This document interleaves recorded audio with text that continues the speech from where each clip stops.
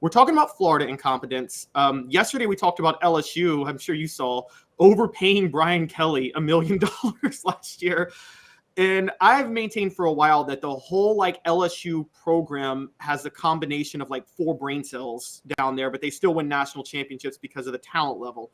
Clearly, Florida is run very incompetently and they've won national championships. What are some other programs where you don't need any brain cells at all from the coach to the top and you can still win? There's not many, but having said that, I will say this: everywhere I've been, there's incompetence at every single program, whether it's in administration or on the coaching staff. That I haven't, I've covered several programs up close for several years before doing what I'm doing now, and there's always like 1 or 2 people. You're just like, oh my god, I don't want to talk to this person, or you're hearing stories about them, and you're going, yeah, that sounds like them.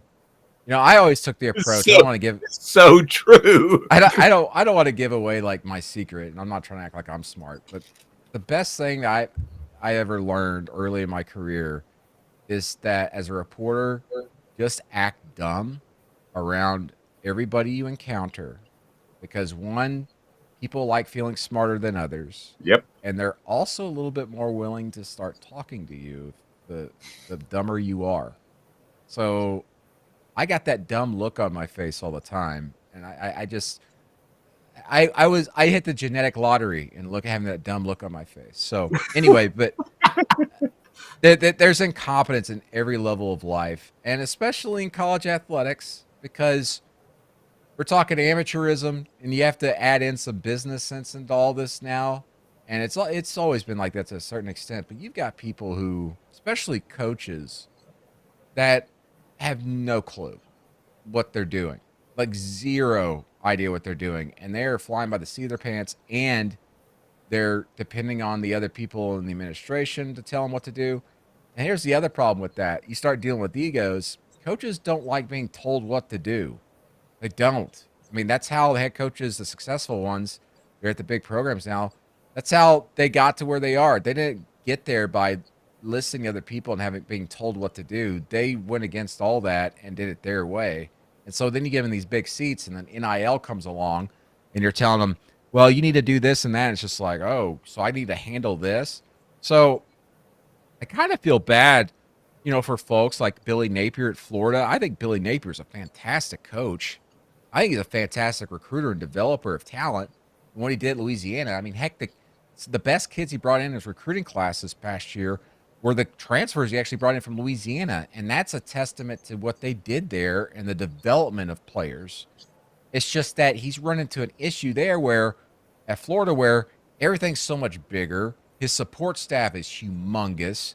And you're also asking him to almost be like a satellite CEO to these collectives that he has no control over and really no feedback to like push back against them. The idea, and this has been discussed some by people about this idea of what if a collective goes out and offers a kid all this money to come to X, Y, and Z school, and yet we don't really want them. Well, to be quite honest, that almost sounds like maybe talk to that jump, but to a certain extent, it sounds like it's what's going on at Florida. It's like, and Napier can't control that as much as he could or try. And so to try and like hit this all on Billy Napier is very unfair. But again, that shows you like how complicated and how unprepared and untrained head coaches are for what they are in charge of these days. You better have, as I mentioned with Caleb Williams and others, you better have a lot of smart adults around you that you can trust. And a lot of that is that a lot of that's just luck. You gotta strike the lottery with that, of being surrounded by good people. It's very difficult to do that, even in the most successful and biggest companies and conglomerates, which that's what college football is now. Let me ask you one last question. You've been generous with your time, and I don't want to keep you long, but sometimes after caffeine, I have like something that I think's kind of insightful. We'll see.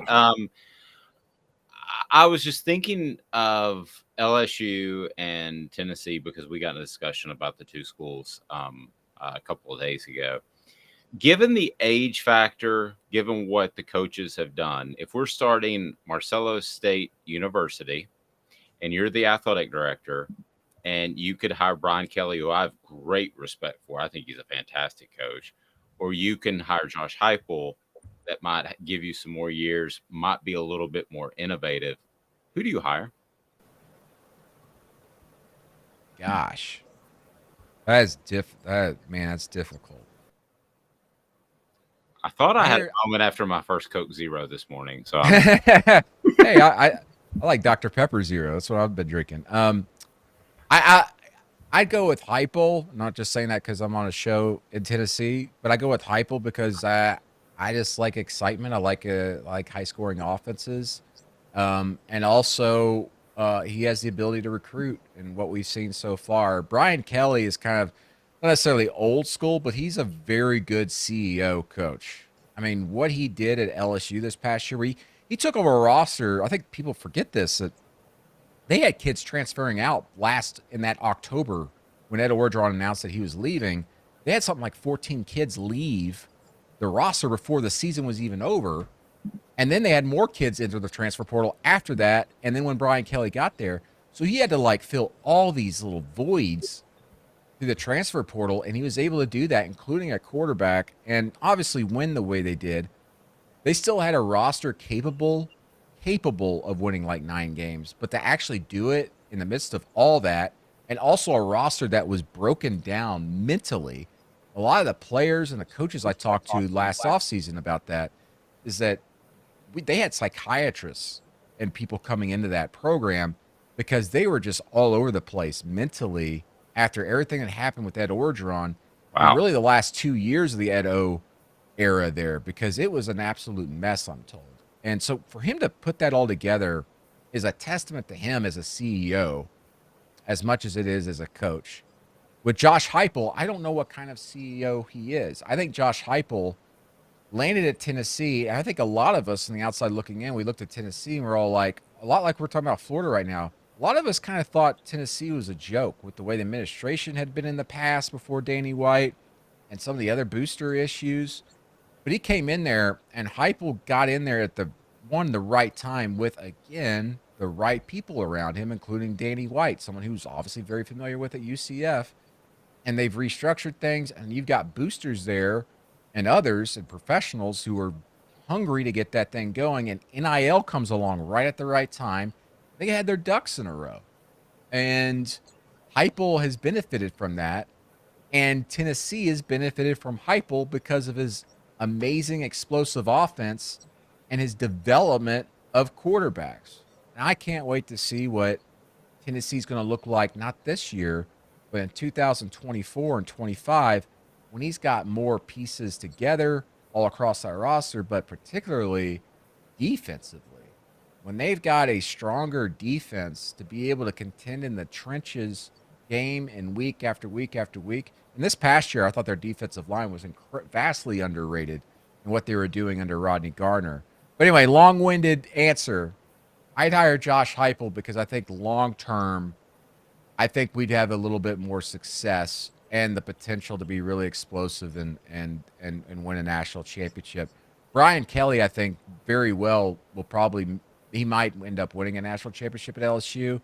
But I see that as maybe like a 6-year, 7-year thing for him at LSU. Heupel, I could see, having a Fulmer-like stay there, which is very difficult to do. And I say Fulmer-like and not previous coaches because that timetable is about what you're going to get as far as longevity in the SEC unless your name is Nick Saban.